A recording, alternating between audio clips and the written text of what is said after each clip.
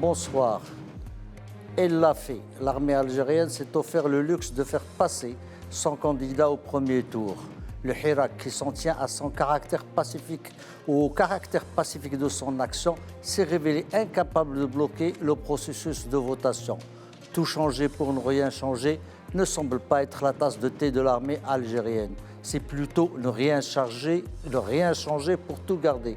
Bouteflika a évacué, le système prébondé qu'il a grandement contribué à mettre en place est resté. Amjid Tebboune a été le candidat le plus virulent à l'égard du Maroc. L'obsession marocaine une fois de plus. Il n'empêche, dans son message à l'élu de l'armée, le roi a réitéré sa politique de la main tendue. Mais nous allons d'abord rester au Maroc pour essayer de mieux comprendre les missions confiées par le souverain à la commission spéciale pour le modèle de développement. Une commission marquée par les conditions de cohésion et de complémentarité. En tout, 36 profils de différents horizons et spécialités. Outre le principe de la compétence et de l'intégrité, la composition de la commission reflète des considérations importantes dont la représentativité de l'élément féminin n'est pas des moindres. Les missions de la commission, c'est deux objectifs. Un état des lieux minutieux et les contours d'un modèle de développement réaliste et exécutable en harmonie avec les principes fondateurs de la Constitution du Royaume. Pour nous éclairer, Jamal Hattabi, professeur de droit de sciences politiques à la faculté de droit de Mohammedia, Ayman Shraghi, acteur associatif et blogueur, Hafed Boutaleb, cofondateur de l'ONG Initiative pour la communauté du Maghreb. Pour commencer, je dois avouer que je suis un peu pris de court ou pris à contre-pied par cette commission. Je l'imaginais pléthorique, avec beaucoup de monde, des représentations, des débats à n'en pas finir. Or, on a 36 profils. Pour éviter, c'est mieux que bien. C'est un bon signe. Pour éviter de noyer le poisson, pour que chacun s'y attelle. C'est un bon signe d'efficacité. Peut-être d'efficience, 36 personnes, dont 10 femmes et 10 résidents à l'étranger, qui ont pour mission de rendre un rapport audacieux et transparent et efficace. Quand on regarde les profils des différentes compétences qui sont là, elles embrassent pratiquement tous les domaines qui nous préoccupent ici pour réfléchir justement sur un modèle de développement. Et il est vrai que dans la mission même de cette commission, c'est de réfléchir. Donc c'est une commission qui elle va pas trouver la combine extraordinaire pour permettre le redémarrage du Maroc, mais elle va donner des indications sur ce qu'il faudra faire. Et je crois que, vu la composition, vu les profils, d'ailleurs, on le voit dès le départ, ils ont commencé à travailler. Je suis très, très optimiste. Il y a une multitude de profils qui représentent pratiquement toute la société marocaine, y compris celle de l'étranger. La femme est très présente, les techniciens sont très présents. On aura certainement un diagnostic, mais est-ce qu'il sera audacieux comme le roi l'a exigé? Je ne sais pas. Doutez? Je ne sais pas. Mais on verra. Vous ne savez pas s'il sera, mais ça veut dire que vous avez des doutes. On verra. La composition fait que la présence de certaines personnalités qui ont meublé la vie politique depuis un bon moment. Je parle de Driss Jto, Driss Jto a été l'un des premiers ministres des meilleurs de l'histoire du Maroc. Peut-être, oui, mais le problème, c'est qu'on est en panne aujourd'hui. Si on est en panne, c'est qu'il y a quelque chose. Non, on n'est pas en panne. C'est vrai qu'on a des profils qui forment un spectre assez exhaustif.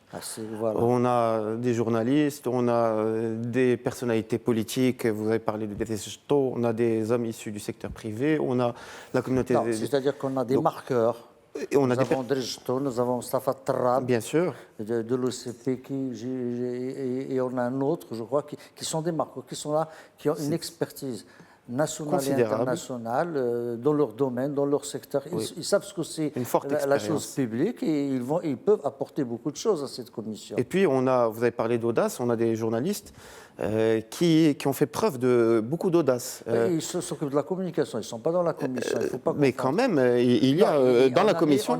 On a mis des professionnels. Il y a Driss Ksik qui a fait preuve aussi d'audace dans son... Je le vois souvent comme homme de théâtre, comme auteur.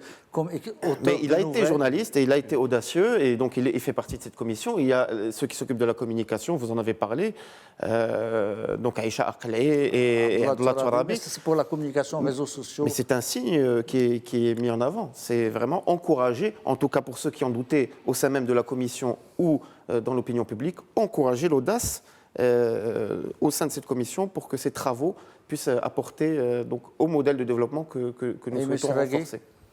La commission, c'est vrai qu'aujourd'hui, il est plus ou moins représentatif des différents courants, académiciens, hommes et femmes de théâtre et de culture, chercheurs, inventeurs, financiers, ex-ministres, des personnes qui ont géré la chose publique pendant des années au Maroc. Donc, l'alliage est intéressant. Reste à découvrir maintenant, déjà, 36 personnes avec des agendas super chargés, avec des backgrounds tellement différents. C'est vrai que personnellement, je ne peux m'attendre effectivement qu'à des grandes lignes. Non, c'est le croisement des expériences et des connaissances, des compétences. Effectivement. Ça peut être, c'est-à-dire c'est un métissage qui peut donner de la bonne espèce. Néanmoins, ils ont 6 mois pour pouvoir le faire. Ils ont 6 mois pour pouvoir le faire et sont attendus au mois de juin. Donc maintenant, réunir les 36 personnes lors de réunions fréquentes pour parler, je pense effectivement, comme d'ailleurs... On ne sait pas comment ils vont travailler pour l'instant. C'est ça. J'imagine pas qu'ils vont se réunir chaque fois, chaque semaine ou chaque jour pour débattre et après émettre. Je crois qu'ils vont s'occuper, j'imagine, qu'ils vont s'occuper à travers des axes. Ou bien des sous-commissions. Ou des commissions, mais en fait, ils ont aussi une mission d'écoute. Ils doivent aussi prospecter au niveau de la société civile et écouter ce que la société fait remonter comme idée principale. Le roi avait demandé un constat exact dans son discours, un constat exact de l'état des lieux, aussi douloureux soit-il et pénible puisse-t-il être. Donc la commission, à mon avis, en fait, doit... je crois que... il ne faut pas trop grossir on le sait, c'est une commission qui va, techniquement parlant, elle va amener un... Le diagnostic, il est globalement fait. Et c'est pour ça que le roi, je crois, est venu dans son dernier discours de la fête du trône, puis par la suite devant le Parlement, puis pendant le 20 août, pour mettre en marche, à partir de ce constat, à partir d'un diagnostic. Maintenant, il faut l'affiner. Il ne s'agit pas de travailler à partir Mais en fait, on n'a pas besoin uniquement d'un diagnostic. Comme vous l'avez dit, le diagnostic est fait. Il est fait par différents organismes depuis un bon moment. Aujourd'hui, nous avons besoin de nouvelles idées. Ils vont affiner le diagnostic. De nouvelles idées. Et on parle d'un nouveau modèle de développement. Qu'est-ce qui va être différent de ce qui a déjà été fait ? Qu'est-ce qui va être différent des différentes commissions consultatives que nous avons eues depuis quelque temps ? À mon avis, l'idée principale, elle doit être dans la génération de nouvelles valeurs mobilisatrices qui vont faire que les Marocains croient plus dans leur pays, travaillent plus, parce qu'il s'agit bien de ça. Il s'agit en fait de pousser les Marocains à croire dans leur pays et à travailler plus pour générer plus de croissance. Et je crois que l'économiste, mon ami présent ici, nous dira tout à fait... Oui, voilà, justement, c'est la question. Ce n'est pas... Parce que c'est une question... Le souverain, dans le communiqué de la nomination de la commission, leur a demandé de faire ce diagnostic au vu des réalisations déjà effectuées par le Maroc, qui sont substantielles, et de voir les insuffisances ou, disons, on peut, entre guillemets, j'ose le mot, le ruissellement de ces îlots de prospérité qui existent au Maroc, de développement. C'est-à-dire que ce Maroc a deux vitesses, comme la première vitesse, enfin la vitesse la plus confortable, va pouvoir déteindre sur le reste du Maroc. Je crois que ça doit être un peu ça, la philosophie. Aujourd'hui, la Commission elle va travailler de façon parallèle par rapport aux institutions. Les institutions, elles vont continuer. On a vu que récemment, le projet de régionalisation a eu un coup de pouce et que donc la décennie qui vient verra la réelle concrétisation de ce projet avec de véritables pouvoirs pour les régions, ce qui manque encore, ce qui fait que le Maroc reste quand même aujourd'hui un État centralisé. Ça fera sûrement partie de ce diagnostic qui sera fait et des recommandations qui seront faites par la suite. Donc cette commission va travailler en parallèle par rapport aux institutions. Et la différence, l'apport qu'elle pourra faire, ce qu'on a dit tout à l'heure, c'est qu'il faudra, et comme l'a souligné Sa Majesté, il faudra quand même aller plus loin dans le diagnostic, plus le préciser, surtout être beaucoup plus audacieux dans les propositions et aller au-delà de ce qu'un mécanisme constitutionnel, institutionnel peut faire. Donc cette commission, elle a les mains libres, elle est constituée d'un paysage de profils assez exhaustif, donc ils doivent prendre acte de leur liberté et de la liberté inédite qui leur est donnée, parce que c'est nouveau, c'est inédit comme commission, et puis aller vraiment droit au but et proposer les propositions. Il y a des profils suffisants, ils sont tous très intelligents, aller vraiment proposer ce qu'il faut pour notre pays. Vous constaterez avec moi que pour une fois, nous avons une commission marocaine. Il n'y a aucune compétence étrangère, bien sûr. Il y a les Marocains du monde. Ils sont marocains. Et ils sont marocains. Ils apportent une perspective et une vision un peu décalée. Hein, une certaine fraîcheur aussi au niveau des idées. Mais c'est une commission marocaine. Qu'est-ce que ça vous dit, vous, Chelagui, qui est un associatif? Ça veut dire que le Maroc a besoin d'un modèle propre, non importé, non ramené de l'extérieur, non calqué sur le cas national, où des Marocains et des Marocaines vivant au pays ou bien d'horizons différents ailleurs dans la diaspora à l'étranger vont contribuer à la réflexion. Pour moi, la commission est une expression de la démocratie participative parce que c'est une forme de consultation publique. D'ailleurs, c'est une consultation publique de plusieurs experts. Et en plus, il y aura une consultation publique au 2e degré parce que la commission elle-même devrait normalement ouvrir des voies et des canaux de discussion avec d'autres experts en déclinaison selon, bien sûr, les spécialités. On imagine que derrière plusieurs membres, il y a des staffs. Mais bien sûr. Ils ont leurs propres staffs, leurs équipes qui vont pouvoir verser le rapport dans les travaux de cette commission. Les cabinets, par exemple, des PDG, les cabinets, par exemple, des responsables publics. Il y a également beaucoup d'académiciens qui ont également une équipe de chercheurs et de doctorants, par exemple, qui travaillent pour eux ou avec eux. Donc aujourd'hui, effectivement, les 36 personnes vont ouvrir des réseaux beaucoup plus approfondis derrière, et c'est des gens qui vont permettre la discussion. Les 2 journalistes nommés pour communiquer sur les travaux doivent également mener une discussion, un débat sur les réseaux sociaux, sur le digital, afin d'inclure le maximum de Marocains possible sur les réseaux sociaux, en utilisant des hashtags spécifiques, en utilisant par exemple des sondages d'opinion en ligne rapide. L'idée, vraiment, ce que j'aime à propos de la commission, c'est son caractère démocratique. D'ailleurs, la consultation publique est une forme d'expression de la démocratie participative, comme les pétitions, comme les motions législatives. Et l'esprit, il est bien, c'est qu'aujourd'hui, on ne va pas concocter quelque chose dans les rouages, dans les coulisses d'une administration publique sur Rabat. Aujourd'hui, nous sommes en train d'étaler la réflexion et la discussion sur tout le territoire national. Alors, démocratique, vous l'avez dit. Vous la trouvez démocratique? Est-ce que vraiment ce qui a été quitté là-dedans? En fait, il n'y a pas d'élection, donc c'est une nomination. C'est une nomination, donc on ne peut pas parler de démocratie, mais c'est une commission technique. C'est une commission spéciale qui doit réfléchir sur un moment de l'histoire marocaine. Nous sommes aujourd'hui au bout d'un système et on doit passer à c'est-à-dire qu'on n'entre pas là avec des habits politiques ou des sensibilités. Non, il n'y en a pas. On y va en tant qu'expertise intrinsèque, intuité personnelle, avec un apport personnel. Et je crois que ce qu'il faudra reconnaître aussi, c'est qu'on n'a pas eu beaucoup de critiques. Les profils qui sont là sont des profils qui sont acceptés. On n'a pas eu, à part bien entendu quelques sorties malheureuses de certaines personnes, dont je tairai le nom, la commission, je crois en fait qu'au niveau des compétences, il n'y a rien à dire. Il n'y a rien à redire. Il y a ni à dire ni à redire. Elle est là. Le problème en fait, c'est que nous, on est en train de gonfler ce qui doit être attendu. C'est une commission qui doit réfléchir. Elle ne doit pas résoudre les problèmes des Marocains. Donc, il ne faut pas se tromper d'objectif. L'objectif, il est là. C'est une commission consultative et spéciale qui doit proposer des idées qui doivent être transposées ailleurs. Donc, elle ne va pas résoudre les problèmes des Marocains du jour au lendemain. Elle va peut-être nous donner des indications sur ce qu'il faudra faire au niveau économique, au niveau social, au niveau politique, etc., etc.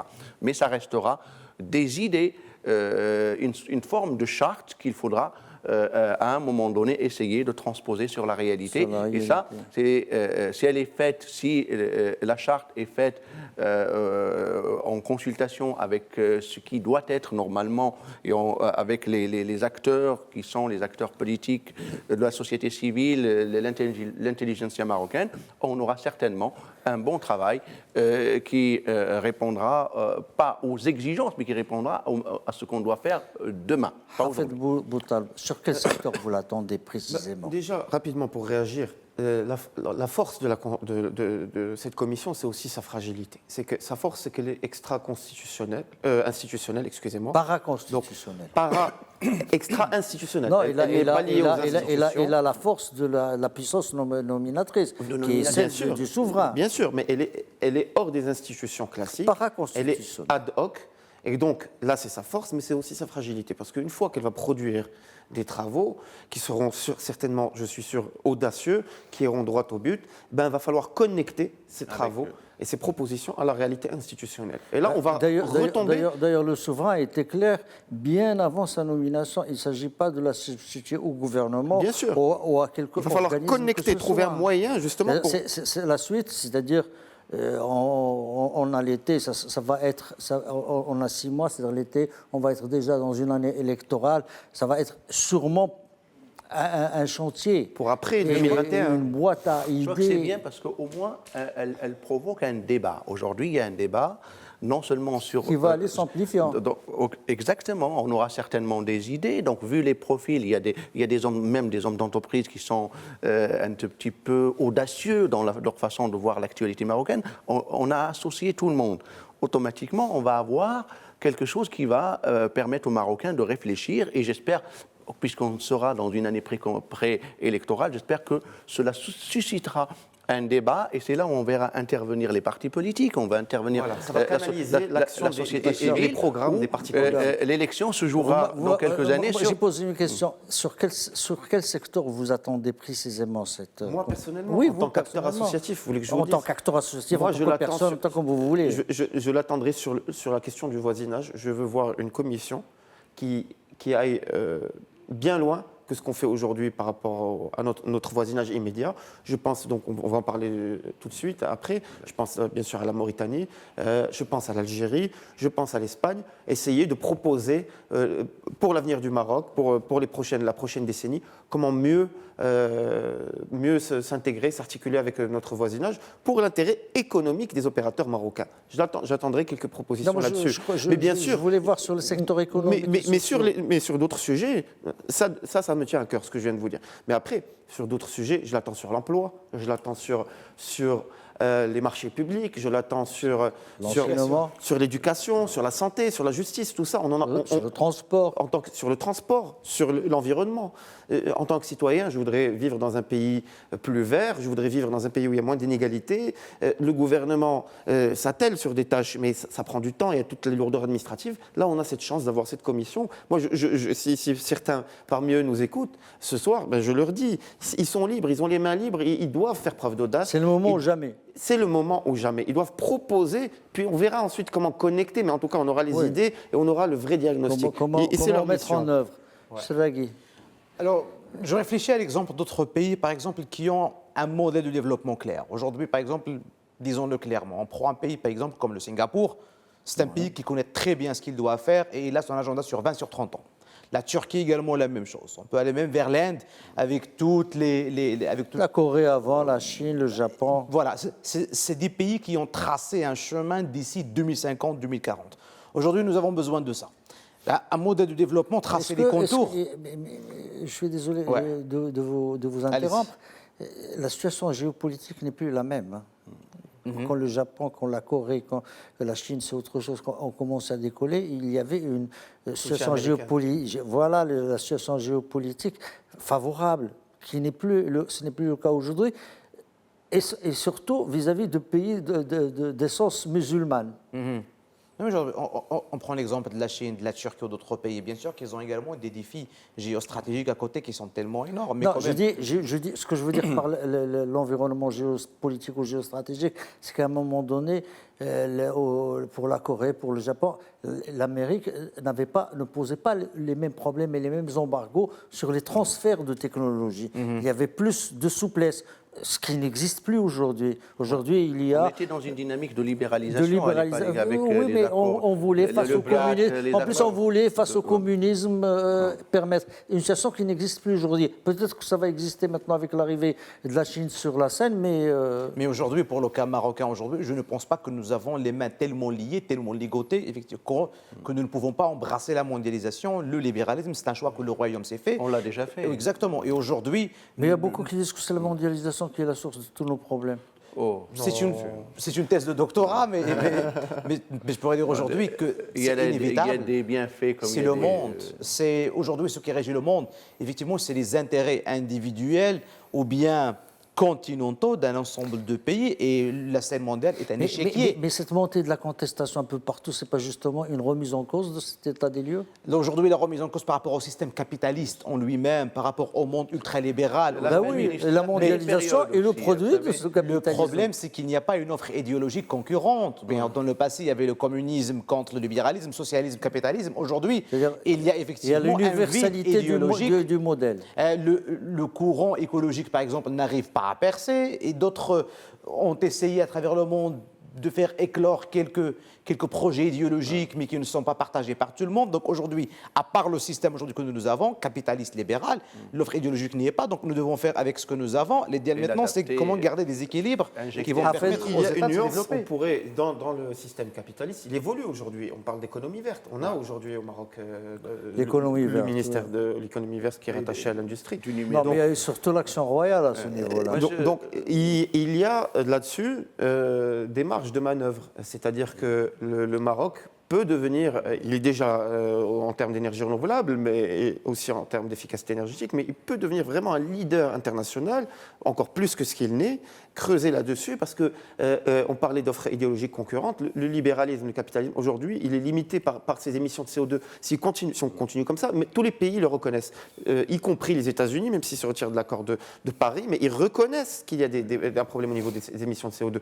Donc le système capitaliste est bloqué à terme par ce défi climatique, et donc il va finir par se réorienter encore plus vers une économie plus... Juste un mot. Et le Maroc, il a là-dessus une chance. Juste un mot. On reviendra. La Commission a tenu une première réunion lundi dernier au siège de l'Académie du Royaume. Ils ont été les hôtes de Abdel Hajmri. Ils tiendront probablement une réunion lundi prochain pour poursuivre. Le débat ne fait que commencer. Peut-être qu'on reviendra pour prendre 3 ou 4, 5 minutes durant la deuxième partie pour essayer un peu d'achever ce tour de table, mais on aura certainement l'occasion d'y revenir. A tout de suite.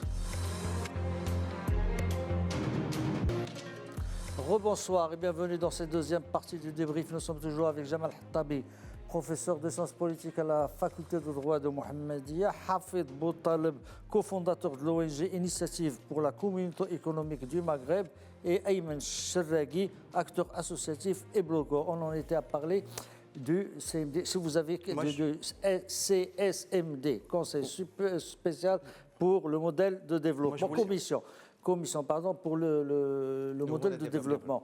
Alors, on en était... Je voulais juste, je voulais un peu réagir sur les atouts. Sur les atouts qu'a cette commission, c'est qu'on ne part pas de zéro. Donc, il y a un effort de benchmarking qui va être fait. Des expériences qui ont réussi, comme l'ont dit tout à l'heure mes camarades ici, et automatiquement, en fait, on aura un travail qui ne part pas de zéro, donc avec comme objectif principal, et il ne faut pas l'oublier, c'est l'efficience et l'efficacité. C'est comment rendre notre système un peu faiblard, comment le doper à nouveau. On ne va pas créer quelque chose de nouveau. C'est vrai. Un dernier mot, Hafid, pour cette commission. Bien, je rebondis sur ce que je disais tout à l'heure, sur l'économie verte. Donc, il n'y a pas que le choix du libéralisme sauvage, bien sûr. L'option capitaliste aujourd'hui, c'est ce qui reste. Mais on peut être dans cette économie verte, dans un meilleur respect de l'environnement, et cette commission peut aller dans ce sens parmi Chadaghi, certaines vous de avez ses une propositions. observation sur la commission, sa composition? En général, je pense que la commission, les profils qui y figurent, on doit leur accorder le bénéfice du doute, ils doivent faire leur travail.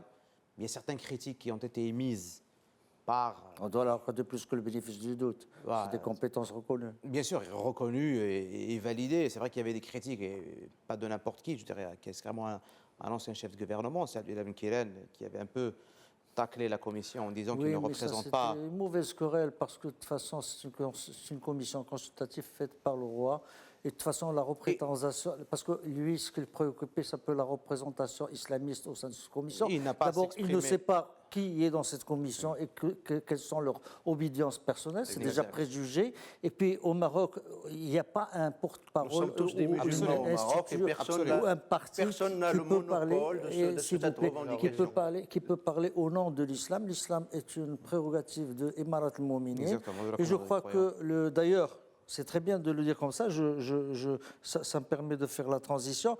L'un des points à retenir dans le discours de Ben Moussa devant la première réunion de la commission, il a dit que ce chantier devrait se faire en total, enfin les propositions de cette commission devraient se faire en totale harmonie avec les principes fondateurs de la constitution du royaume, Tout à fait. dans l'une et précisément l'islam. l'islam, tout en veillant à ce que les suggestions soient réalistes et exécutables.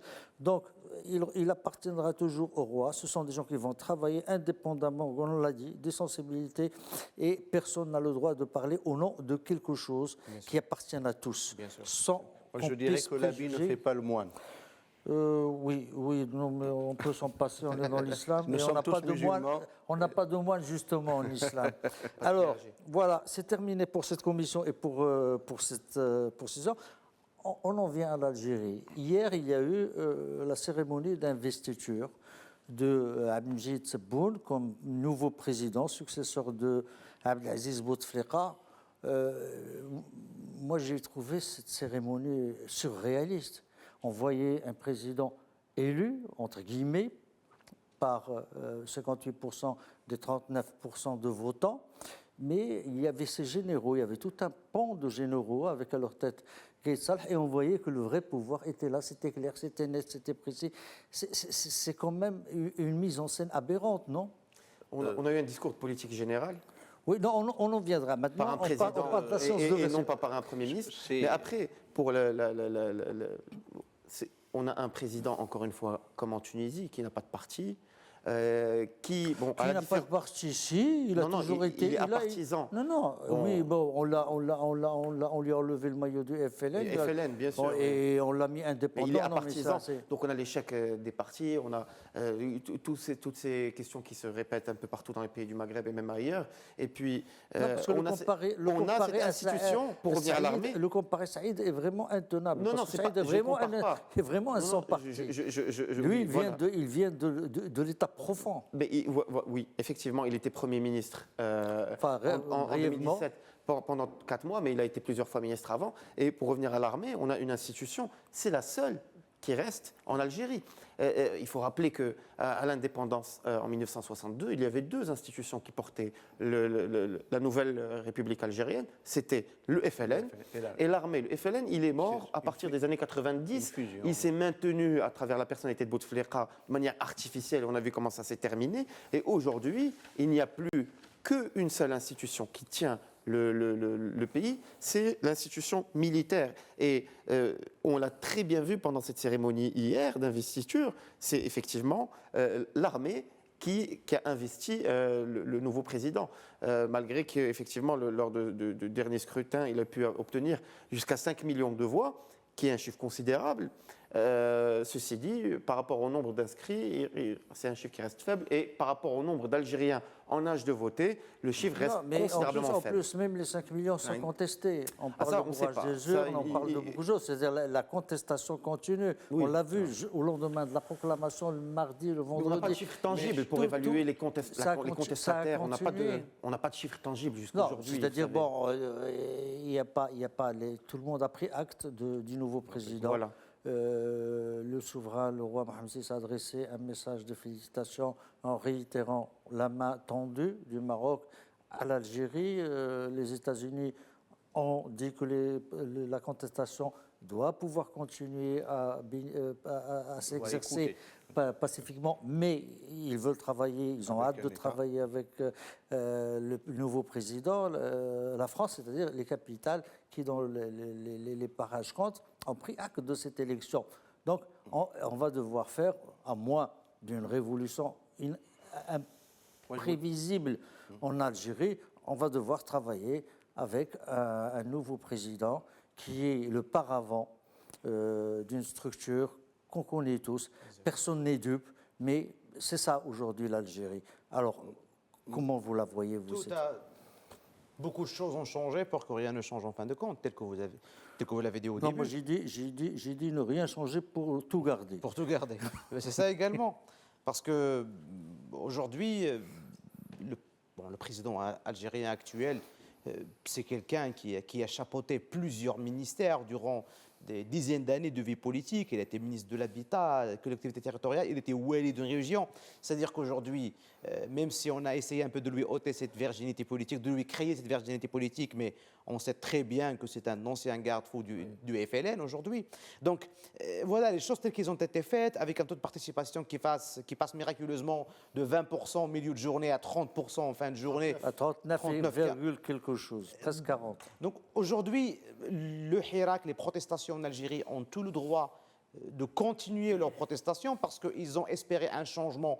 Ils ont eu un changement, mais je dirais qui a pris des voies tumultueuses et sinusoïdales pour arriver à un point de convergence qui est carrément une reproduction de l'ancien système. Le président sait très bien qu'il est là grâce au Hirak, quelque part. Mais bien sûr, enfin, grâce au Hirak. Le Hirak a bouleversé l'histoire. Il l'appelait le Hirak al-Moubarak.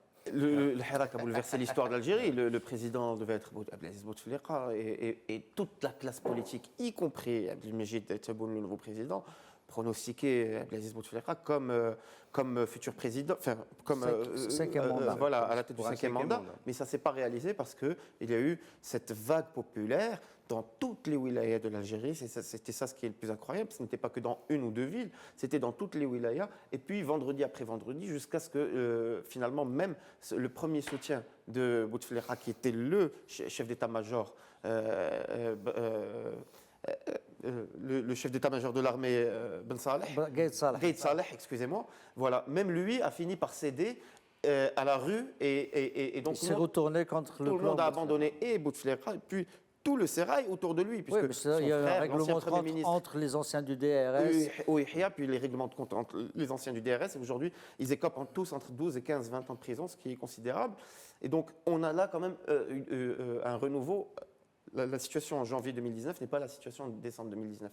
Mais malheureusement, comme on peut dire, la montagne a accouché d'une souris, puisque les Algériens sont quand même déçus. Ils s'attendaient d'abord à une constituante pour revoir toute la Constitution. Ils s'attendaient... Il s'est engagé à réformer la Constitution. On va voir si ça va être après, à travers une constituante. Dans les prochains mois. Est-ce que ça va être une réforme? Il a dit qu'elle va assurer plus de démocratie, qu'elle va limiter les pouvoirs du président, mais il n'a pas donné d'agenda, il n'a pas donné d'idée claire. Si vous permettez, Naïm, l'urgence aujourd'hui, malgré tout ce qu'on peut dire, malgré ce que souhaite le peuple algérien, malgré les élections qui n'ont pas satisfait tout le monde, etc., même pas les observateurs internationaux, mais l'urgence aujourd'hui, c'est l'urgence économique. Et je pense qu'à un moment donné, le peuple algérien doit se rendre compte que l'État-providence n'est pas éternel, qu'il y a d'abord une baisse des ressources hydrocarbures, qu'il y a beaucoup moins de découvertes d'hydrocarbures qu'avant, la Sonatrach le reconnaît elle-même, qu'il y a un réel problème au niveau du fonctionnaire. Il y a quand même 35% de fonctionnaires dans la population active, donc qui sont payés directement par l'État. Et il y a aujourd'hui beaucoup de patrons qui ont été incarcérés, qui sont poursuivis, donc ça gèle, ça crée un climat malsain. C'était des patrons prébendiers, c'était pas de vrais patrons. Il y a des usines qui sont à l'arrêt avec leurs employés, c'est ça l'observateur économique, c'est ce qui va relever. Le seul qui avait de l'initiative, il est en prison, c'est Breb, et qui lui avait créé le premier groupe et justement pose tout cela problème. fait fuir les investisseurs, tout cela crée un climat délétère pour les affaires. Déjà que le pays avait du mal à convaincre, à persuader, beaucoup de projets sont à l'arrêt, beaucoup de projets d'infrastructure sont à Mais ça, l'arrêt. le nouveau président le sait. Il a dit qu'il veut rendre à l'Algérie son aura. Eh bien, il faut faire des réformes. Le drame aujourd'hui, c'est qu'on a des gens qui sont sortis dans la rue pendant 9 mois pour demander du changement. Et aujourd'hui, le nouveau président, tout ce qu'il va leur dire, c'est on gèle les salaires, on licencie les fonctionnaires. D'accord, vous dites une chose très bien, Hafed. La rue est sortie pour demander le changement. Est-ce que le changement est là? Moi, je voudrais revenir un tout petit peu sur la symbolique de la cérémonie d'investiture. Donc, elle symbolise et elle manifeste le malaise que vit l'Algérie aujourd'hui. C'est un acte 1 d'une longue histoire, cette histoire qui a commencé par le début de ce qu'on appelle aujourd'hui le Hirak, qui a poussé justement à la sortie l'ancien président, qui a remis en selle l'armée à découvert. Aujourd'hui, l'armée met en selle quelqu'un qui doit obéir à un agenda écrit par avance. Les choses ont changé. Donc le président aujourd'hui est investi. Il est investi dans, je ne dirais pas dans l'indifférence générale, puisque aucun État, aucun chef d'État n'a assisté à cette investiture, et c'est une chose malheureuse pour l'Algérie, parce que le jour de l'investiture, normalement, en fait, on fête le nouvel ère, et ce monsieur doit théoriquement, pour les Algériens, correspondre à cette nouvelle ère. Et d'ailleurs, dans son discours d'investiture... Est-ce qu'il ne peut pas nous étonner? Je ne sais pas, parce qu'en fait, il est là. Aujourd'hui, constitutionnellement, c'est le président de l'Algérie. Et il y a des choses qui sont symboliques aussi. Le fait que le chef de l'état-major s'est retiré de la scène politique depuis un bon moment. On n'a plus de discours depuis les élections. Depuis les élections, nous sommes dans une nouvelle dynamique. On en reste là. J'ai vu, on en reste là. Il s'est retiré de la circulation un peu, et on a vu qu'il a été décoré de la plus haute distinction. Est-ce que c'est peut-être aussi un signe pour lui manifester, pour lui faire comprendre qu'il doit partir. Je ne sais pas, parce que tout cela, le président aujourd'hui, même si c'est quelqu'un du Sérail, c'est quelqu'un qui a toute sa carrière au sein de l'administration algérienne, il correspond en fait à une exigence à un moment donné. Donc nous avons deux dynamiques. Nous avons aujourd'hui deux légitimités qui doivent à un moment donné se croiser. Nous avons la légitimité du droit. L'armée a veillé à ce que la Constitution soit respectée. Donc, on a eu des élections au forceps, des élections qui ont, qu'on le veuille ou pas, une certaine légitimité légale. Le président de l'Algérie aujourd'hui est le président de l'Algérie, mais nous avons une autre légitimité populaire qui s'exprime dans la rue.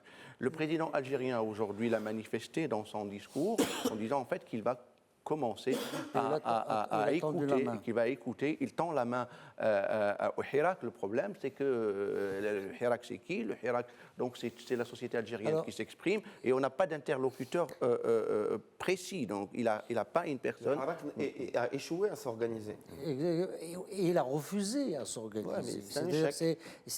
Et c'est pas propre à l'Algérie. On a vu partout un peu où il y a des mouvements similaires, le refus de dégager, de générer une direction qui puisse être représentative. Moi, j'ai écouté le discours du nouveau président. J'étais un peu étonné, en dehors des promesses, des grands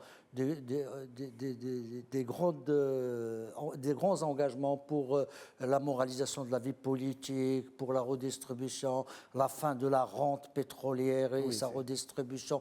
Bon, des choses. On attendait 3 ou 4 idées forces qui peuvent marquer. Or, j'ai eu l'impression d'assister à une déclaration générale d'un gouvernement qui se présente devant le Parlement avec beaucoup de généralité. Image Serragui. Ça veut dire qu'aujourd'hui, même la feuille de route n'est pas claire aujourd'hui, je pense, pour la nouvelle présidence algérienne. La feuille de route n'est pas claire, et en attendant d'y voir plus clair, l'important c'était de rassurer un peu soit la communauté algérienne ou également la communauté internationale qu'il y a un système aujourd'hui qui est toujours en place. Vous avez un partenaire et vous aurez un partenaire solide. N'ayez pas peur, l'Algérie est bien contrôlée, etc. Mais derrière, il y a une feuille de route économique, sociale et je ne pense pas. Et là, vous l'avez dit, et nous invitez aussi à la symbolique, elle est très forte.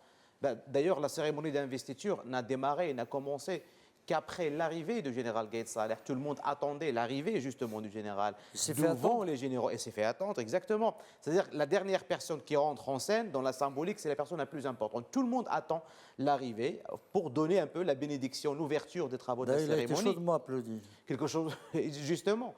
Et quelque chose également un peu surpris, l'absence de président d'État.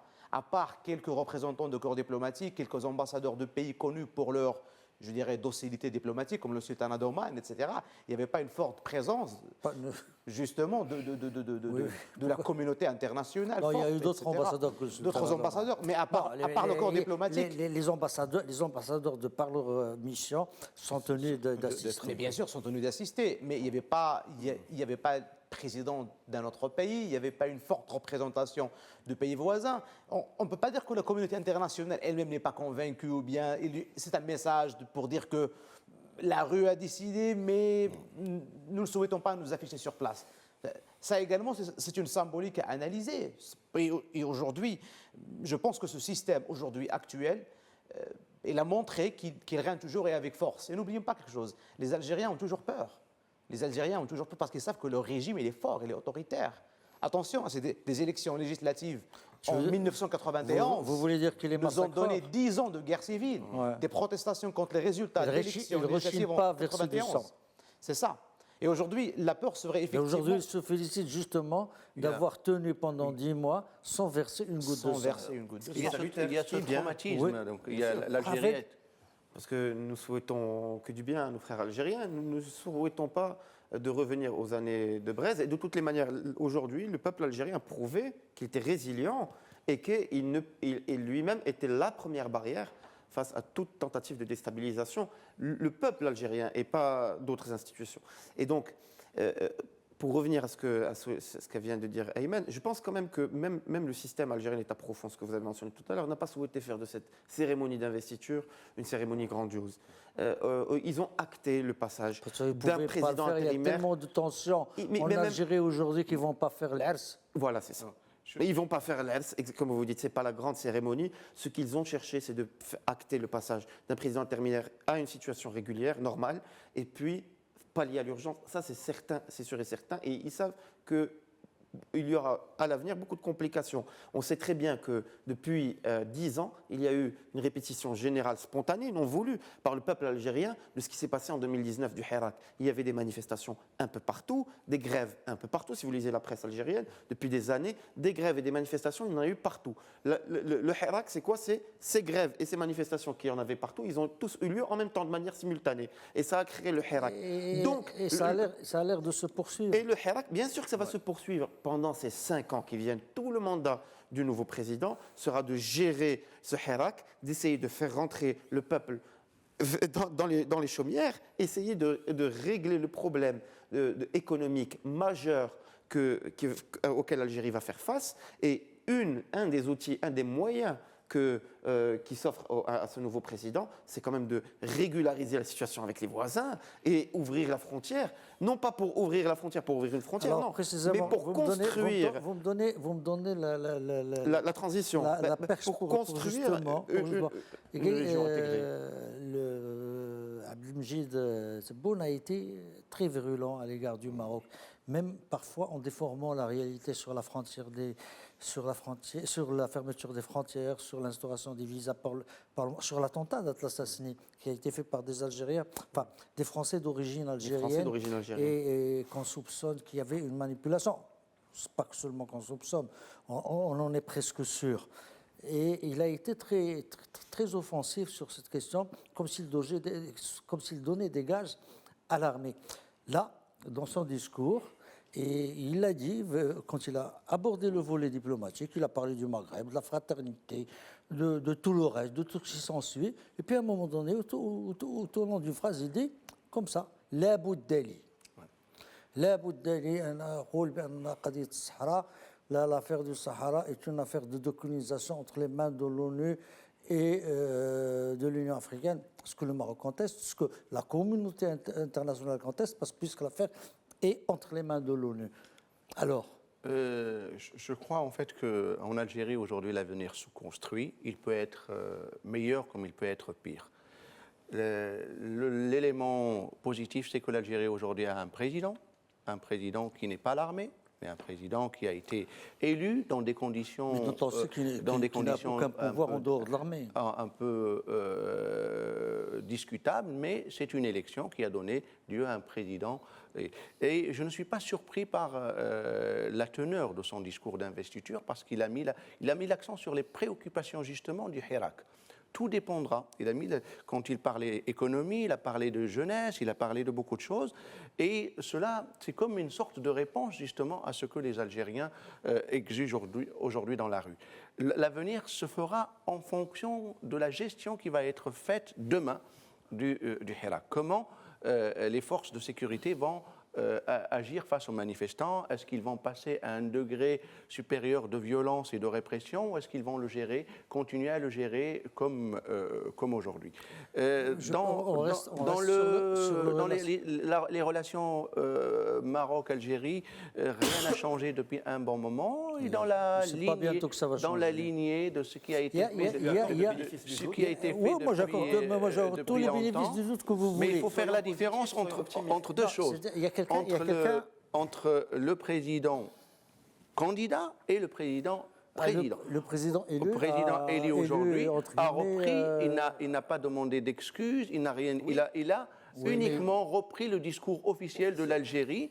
L'Algérie ne s'est jamais cachée, elle a toujours dit ce que le président a dit aujourd'hui. Mais ce que j'ai relevé de positif, parce qu'il faut quand même avoir une petite note d'optimisme dans ce qui a été fait, c'est qu'il a dit rien ne doit empêcher la bonne entente avec nos frères marocains. Donc, vous croyez bien entendu, c'est de la diplomatie. C'est une réponse mais à l'invitation royale?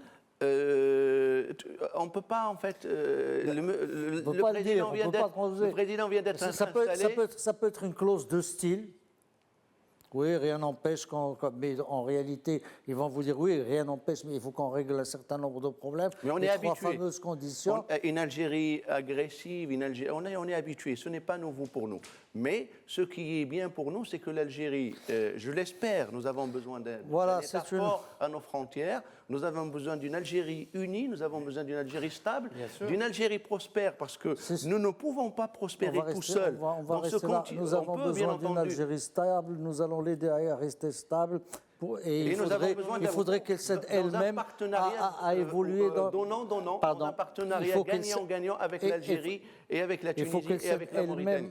Il faut qu'elle cède elle-même à évoluer dans un environnement favorable. L'Algérie a un nouveau président. Il en est à son premier jour, enfin à son deuxième jour et à sa première semaine. On aura peut-être d'autres occasions d'en parler pour voir. On a terminé. On aura l'occasion, Inch'Allah, d'y revenir. Voilà, je vous souhaite bonne soirée et à la prochaine, Inch'Allah.